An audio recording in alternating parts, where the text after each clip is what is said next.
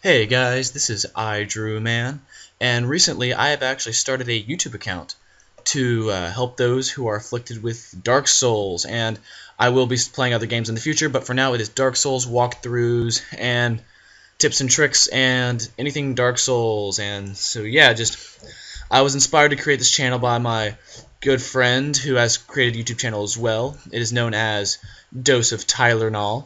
You should totally check it out. That's OSEOF capital TYLER. Yeah, he's making a walkthrough himself, and we're working together to try to make our accounts fairly known and to help those who are having trouble. So let's get started. So yeah, so typing in my name. I was gonna go with sexy, but then I just forgot it and just went with my name, Drew. So yeah, name doesn't really matter at all. Went with male, class, sex, and then class. These are the basic classes. There is warrior, knight, wanderer, thief, bandit, hunter, sorcerer, pyromancer, cleric, and deprived. Each has their own special starting build or starting levels and stuff. And so yeah, I decided to go with bandit, I believe. Yes, bandit after all. It's a really good class. So is warrior and knight, and bandit. I'd recommend one of those three as the starting. I picked the gift master key because it's really useful for shortcuts and stuff in the future, and I'll explain later. Physique doesn't really matter, just how you want to look, and face, hair, and hair color, like all that. None of that really matters because it doesn't really affect how the gameplay goes. It's just how your guy looks. So I mean, if you want to do that, then go for it. I will be skipping a few of the cutscenes, like the long beginning one. You can just check that one out when you feel like it.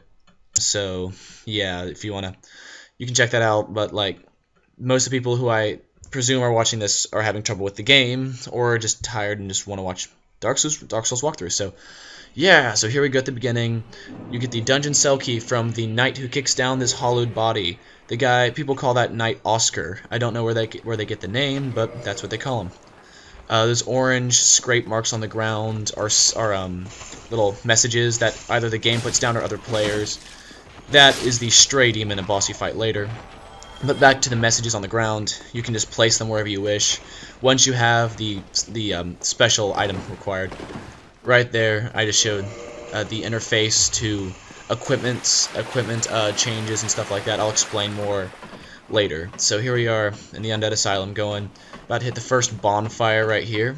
So rest at the bonfire. Every time you rest at the bonfire, you will respawn there. However, all other enemies respawn, except for bosses. And you get your health back and stuff like that. So let's go through this door. Yeah, just pushing doors open like a boss. Oh, look, another door. Alright, let's go open that door because we opened this first door and there's obviously nothing in this room. Oh, crap. Well, first boss.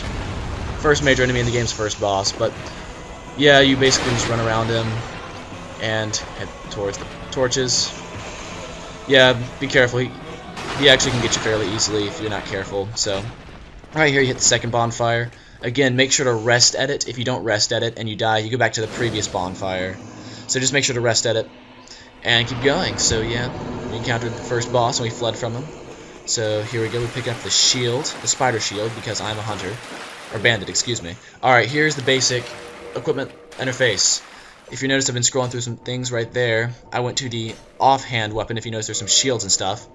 Where I equipped my spider shield, that is where you put defense weapons, pretty much, not the attacking weapons. Yeah, so I equipped the spider shield to there, so now I have my spider shield to defend myself. Going back there, putting back my battle axe on my on-hand weapon, so there we go. Now I have my weapon and my shield, so this is the starting equipment for the bandit class. It's killing a hollow, and if you notice, right here, my rolls are fairly slow, but if I take off some equipment, my rolls are actually faster. And what that does is it gives you more invincibility frames. Like, when someone attacks you, and if you roll at a precise time, in the middle of the roll you get something called invincibility frames, where the attack won't do any damage to you. And you might think, oh, that's useful, but if you have to get the timings perfect if you don't want to take any damage. So you hit this bonfire again after hitting that checkpoint I just showed. So we heading back up, going back up the stairs, you know, just doing how we do it. So here we go up the stairs. Nothing suspicious, right? Nothing. Oops, careful. Yeah, that. Want to be careful of that boulder. Kind of tricky. I just parried that hollow, if you noticed right there. Parrying is not easy in the slightest. If like the second their weapon hits you and you press the LT button on an Xbox, you will parry. And this is the guy who gave you the key to get out of your cell room. I went ahead and just killed him. He gives you some interesting dialogue about how the undead are chosen and that he's passing his legacy on to you. And okay, so I smashed into the roof by the boss, the Asylum Demon.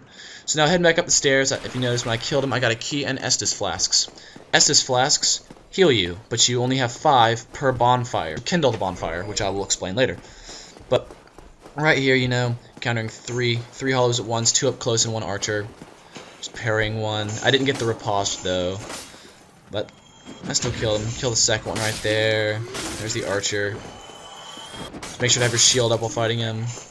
Pretty easy. Just make sure to be careful while fighting. Alright, this room right here is totally optional. I just wanted to show you that there's a guy in here. Parrying him as well. And just, you know, that gate right there you can go through later in the game after you get a specific key. And it leads to a unique item which I will explain when we get it. So, you know, going through the white light fight the Asylum Demon. So if you look down, you're above him actually. Sure to two-end your weapon, walk off the edge, hold RB, and you'll do a plunging attack, taking out half of his health. Make sure to switch back to your shield. And throughout this battle, you'll notice I'll switch between one-handing and two-handing my weapon.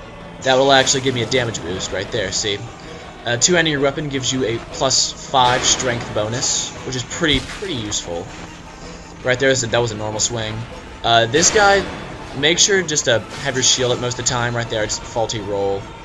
Right there, I just finished him off. But stamina management, in my opinion, is probably one of the key factors in this game. If you don't manage your stamina well while fighting enemies, you'll end up in a pretty tough spot. So, you know, just killing the Asylum Demon, getting the big Pilgrim's Key so we can open up this door. So yeah, we also got a few thousand souls so we can level up in the future. I'll show that in a second. Out here, you can find a few dead bodies and get some items. I end up picking 1. I'm pretty sure there's 2. I just can't remember where the second one is. But yeah, just, you know, picking up items. This one right here. Soul of a Lost Undead.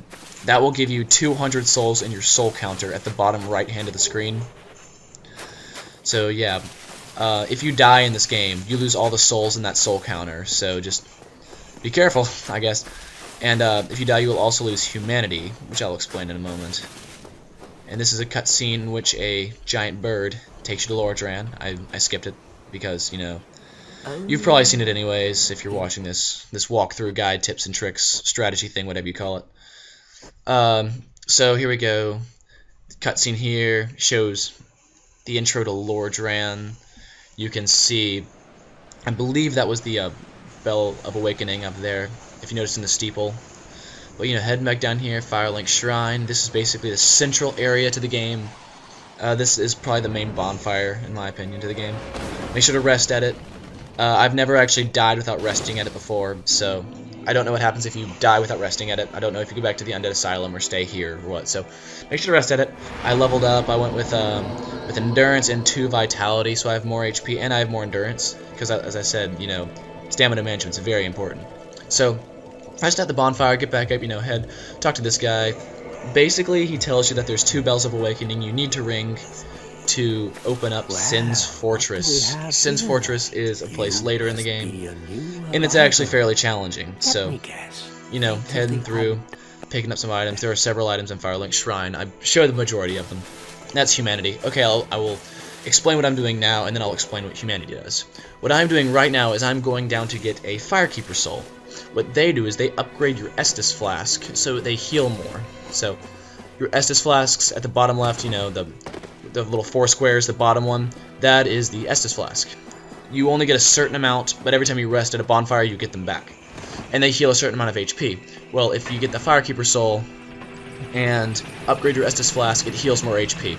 You can upgrade your Estus Flask to +7, so you need to get 7 Firekeeper Souls, but there's only like 4 or 5 in a single playthrough. But you'll have to be at like New Game Plus or New Game Plus if you want to get it to 7. Alright, now I'll explain what Humanity does. Humanity is a special item which basically makes you human again. If you noticed, my body looks really scraggly and shriveled up and crappy pretty much. What Humanity does is it makes me look like a human again. And as a human, you can summon other real-life players or NPCs to help you fight bosses or get through tough areas.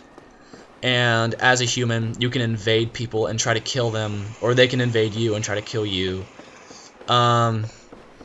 Yeah, and with Humanity, you also can kindle bonfires, so you can have more Estus Flasks per bonfire. But right here, you know, grabbing the Firekeeper Soul. Typically, I don't survive this. I don't know how I did.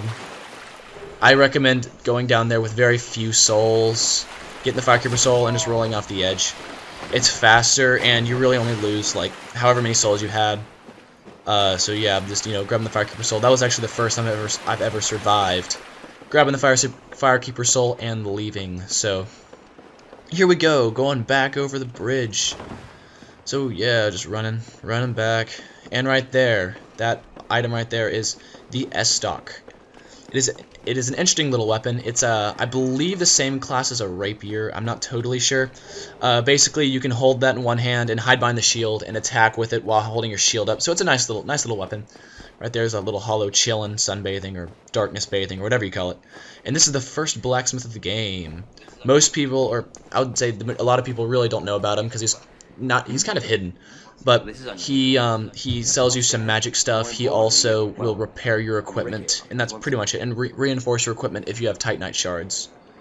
So yeah, just, you know, repairing my axe right there, and then just leave and heading back up to Firelink Shrine in just a moment. But yeah,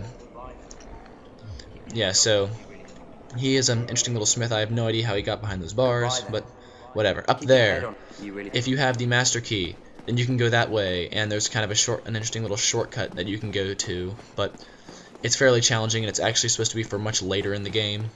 So yeah, so I mean, I didn't go there, but I have the master key to show you all its benefits and stuff. The master key is probably the best starting gift. If you're new to the game, I highly recommend it. I picked it for this playthrough to show y'all its usefulnesses and stuff. But yeah, so going back up the elevator, pointing up where we're gonna go. So yeah, back up to Firelink Shrine, and here we are, back up top. All right, so that's it for this video, and I actually forgot to upgrade my Estus Flask. I will point out real quick. There's a lady behind bars right there to your right. If you talk to her, you can upgrade your Estus Flask. I just forgot to. I don't know why. I just did. And so yeah, so make sure to do that and rest at the bonfire to heal yourself. And yeah, so this has been an IDrewMan production. Make sure to stay tuned for future videos, and also check out Dose of Tylenol. He has some videos up, and he's doing his best to get this channel going, so make sure to check out him, like, comment, subscribe on this video, and I will see you later, guys. So peace out.